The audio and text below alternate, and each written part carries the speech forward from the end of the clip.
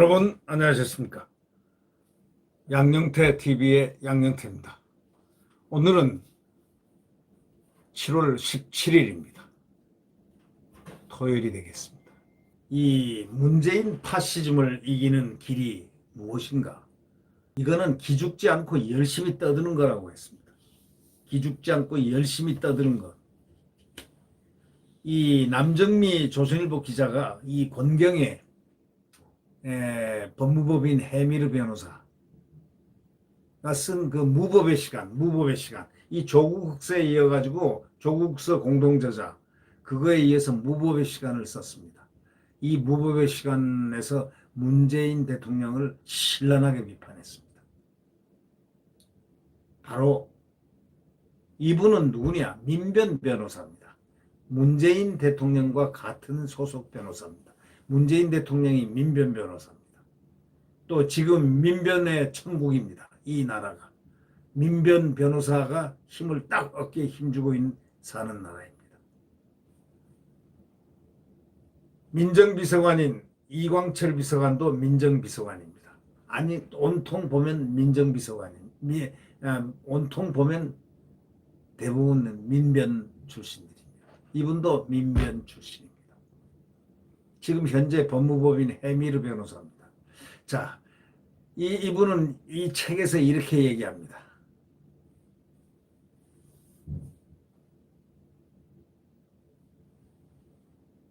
책에서 페이스북에 이렇게 썼습니다. 책을 낸다고 밝히면서 이렇게 썼습니다. 조국 당시 법무장관 후보자의 인사청문회가 끝난 직후에 그는 조국 전 장관을 지키고 싶었던 지지자였습니다. 바로 조국이 민정수석 시절 마련한 검경수사권 조정안에 적극 찬성한 사람이었다는 사실입니다. 그는 그 당시에 2019년 9월 7일에 페이스북에 이렇게까지 쓴 사람입니다. 문재인 대통령님, 조국 후보자를 놓아주십시오. 가족들 곁에서 돌볼 수 있게 해주십시오. 지지자들을 지는 싸움에 내몰지 말아 주십시오. 조국 후보자님, 죄송하고 감사합니다. 이렇게 쓴 사람입니다.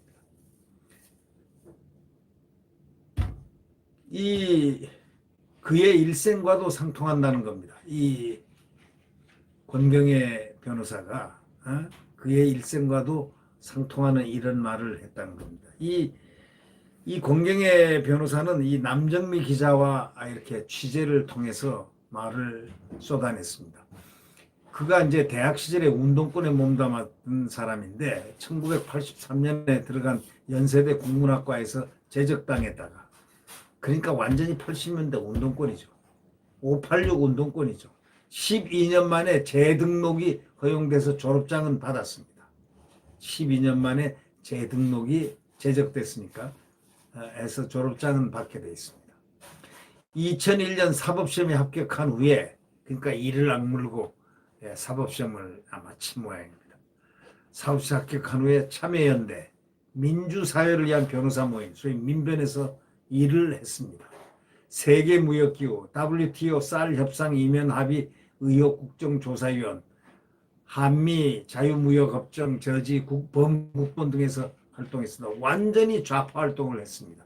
이른바 운동권 출신 민변 변호사로서 우리 사회의 굵직한 이슈에 대해서 적극적으로 진보진영 목소리를 내왔던 바로 그런 사람입니다. 586 운동권의 핵심이었습니다. 검경수사권 조정안에 있어서도 그는 하루에도 몇 번씩 자신의 페이스북에 이를 옹호하는 글을 올렸습니다. 그러니 완전히 그 문재인 지지자였으면 100% 아주 순종의 100% 순종의 잡종이 아닌 순종의 이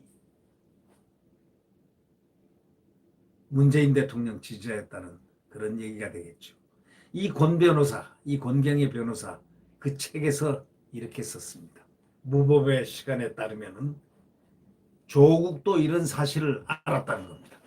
수석 시절에 권 변호사의 수석 시절에 말이죠. 권 변호사에게 페이스북 메시지로 직접 연락을 해왔다는 겁니다. 권 변호사는 최근에 낸 자신의 책 무법의 시간에서 조 전 수석이 자신에게 메시지를 보낸 배경을 이렇게 설명합니다. 문 대통령의 뜻을 관철시켜야 하는 민정수석실로서는 검찰개혁의 든든한 우군이던 진보 진영 인사들의 비판이 난감하지 않을 수 없었다. 이런 상황에서 페이스북에 혼자 열심히 정부 여당 측의 검경 수사권 조정안과 공수처법의 설계도를 친절히 설명하고 반대 논리를 조목조목 반박하고 있던 나는 그들에게 때마침 나타난 뜻밖의 쓸모있던 응원군이었던 것이다. 이렇게 적었습니다. 무법의 시간에 말이죠. 이 쓸모있는 응원군이 반년도 채 되지 않아서 아주 무서운 적진의 장수가 됐습니다. 그것은 아주 잘 벼린 칼을 든 지난해 조국 흑서라고 불리는 그 책, 한 번도 경험해보지 못한 나라라는 그 책의 공동 저자로 섰기 때문입니다. 김경률, 또 서민, 진중권, 강양구 이런 사람과 공동 집필한 겁니다. 지난 5일에는 조국의 시간은 무법의 시간이었다는 캐치프레이즈를 내건 책 무법의 시간을 내놓았습니다. 과연 이 시간 어땠길래 한 사람이 이렇게 바꿔놓았을까요? 지난 8일 서울 서초동 사무실에서 이 남정미 기자가, 이 조선일보 남정미 기자가 권경의 변호사를 인터뷰를 했습니다.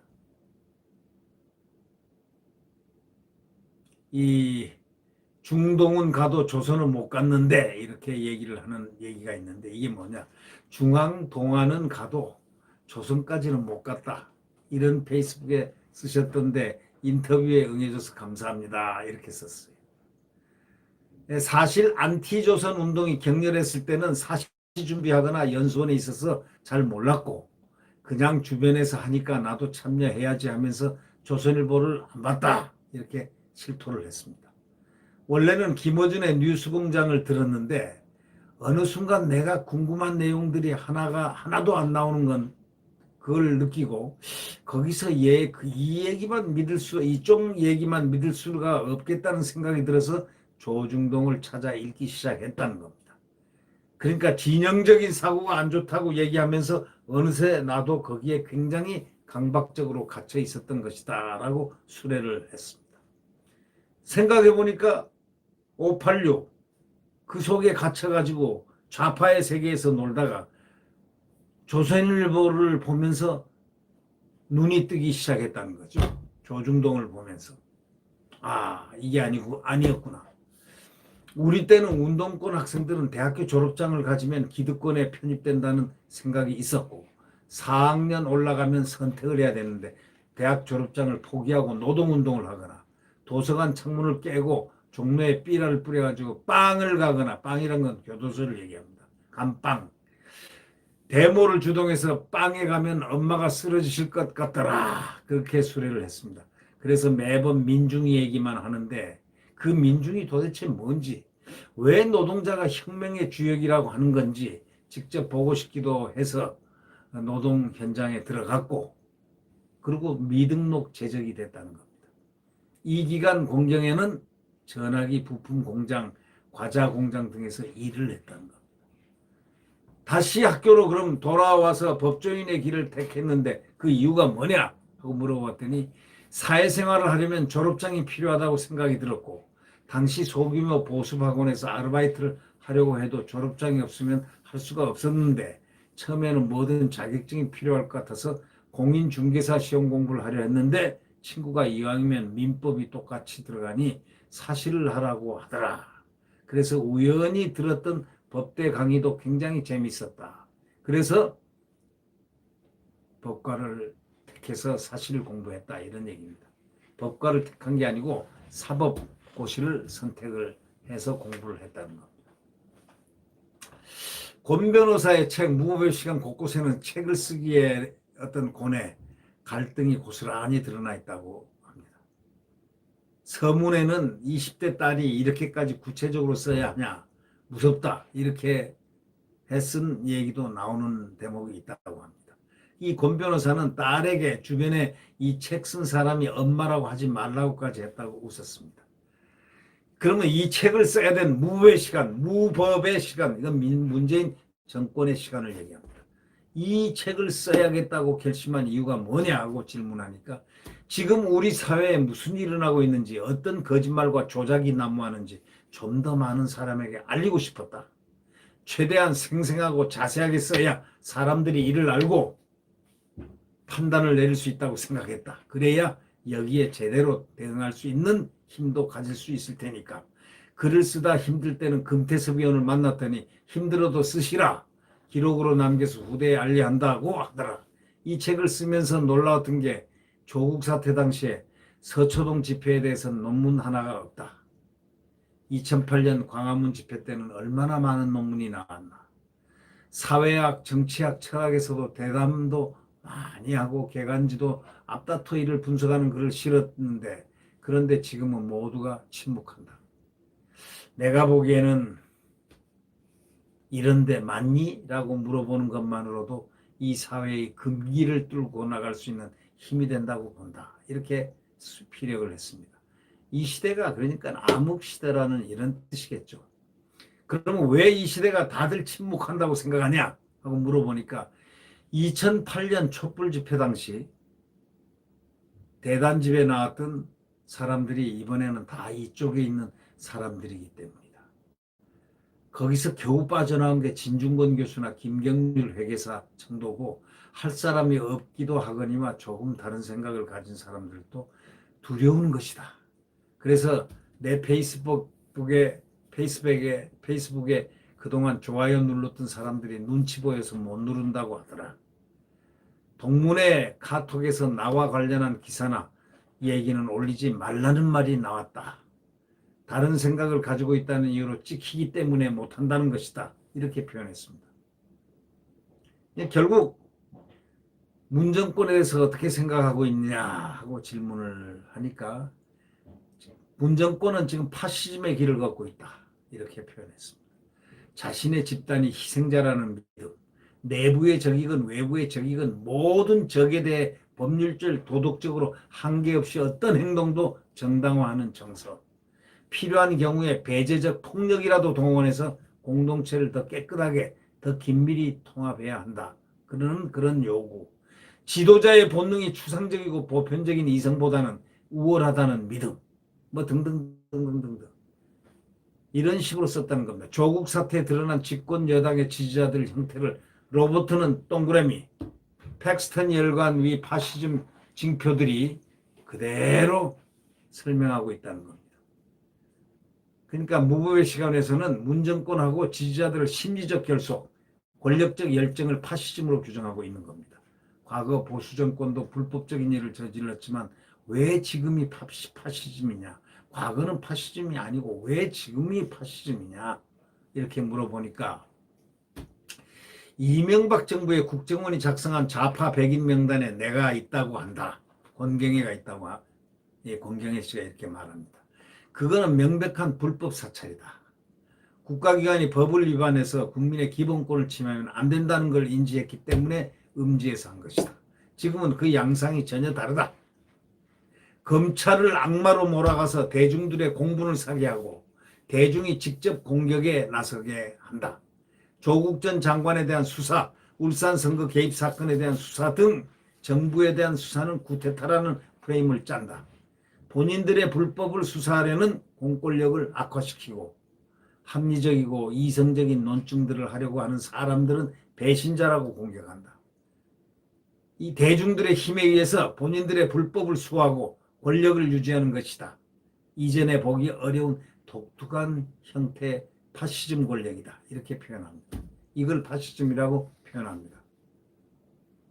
그러니까 문정권이 진짜 파시즘이었다면 지금쯤 정부를 비판한 권 변호사는 수용소에서 교환노동을 하고 있을 것 등의 비판이 나오는데 어떻게 생각하느냐 그랬더니 독일에서도 히틀러 집권 초기에는 교화활동, 수용소가 광범위하지는 않았다. 초기에는 1933년 당시 부임한 지 2달이 안 된 독일 주재 미국 대사의 딸이 자국 특파원에게서 게슈타포 이야기를 들어도 믿지를 않았다는 겁니다. 외형적으로 민주주의를 지속하는 건강한 나라처럼 보였기 때문입니다. 파시즘 정권이 초기부터 폭력적이고 야만적이지는 않다는 겁니다. 점점 더 진화를 해나가는 겁니다. 이 정권이 다음에 재집권해서 어떻게 될지 아무도 모른다는 겁니다. 이게 지금 무섭다는 거죠. 공경에는. 현재도 사이버상에서 폭력이 계속되고 있는데 이른바 대깨문들 한번 보라 이거죠. 좌표를 딱 찍어가지고 그게 폭력 아니냐 이게. 우리 사무실에도 공경의 변호사 못하게 하겠다는 폭언 전화가 폭주해서 이틀 동안 업무가 마비된 일도 있었다는 겁니다. 실제 변호사업도 못하게 만드는 거다. 이런 얘기를 합니다.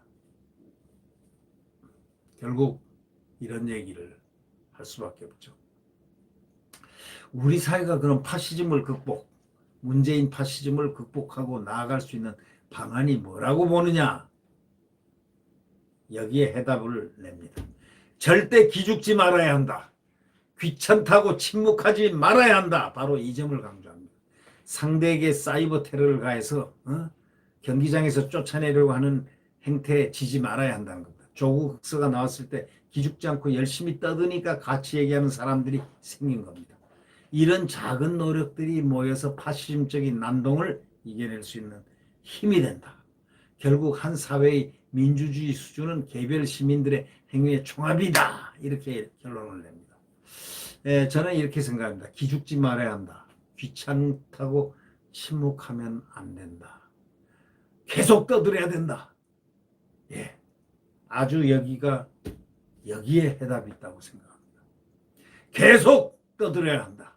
기죽지 말아야 된다. 열심히 떠들어야 된다. 그래야 파시즘적인 난동을 이겨낼 수 있는 힘이 되는 것이다. 결국 그래야 사회의 민주주의 수준은 우리 개별 시민들의 행위가 다 합쳐가지고 이루어지는 것이다. 그렇지 않느냐? 이런 말에 저는 전적으로 동의를 하고 있습니다. 하여튼 공경의 변호사 대단한 분입니다. 연세대 법대에 들어가서 제적을 당한 뒤에 나중에 국문과입니다. 혼자 사실 공부해가지고 사법시험에 대해서 변호사가 돼서 지금 문재인 파시즘을 공격하고 있습니다. 자, 민변 변호사입니다. 엊그제까지 그러니까 문재인을 지지하고 조국을 지지했던 사람이 그 어느 날부터 아니다 싶어가지고 지금 비판하는데 이 비판의 논리와 강도가 참으로 대단합니다. 네, 구독 버튼과 엄지를 눌러주시면 감사하겠습니다. 안녕히 계십시오.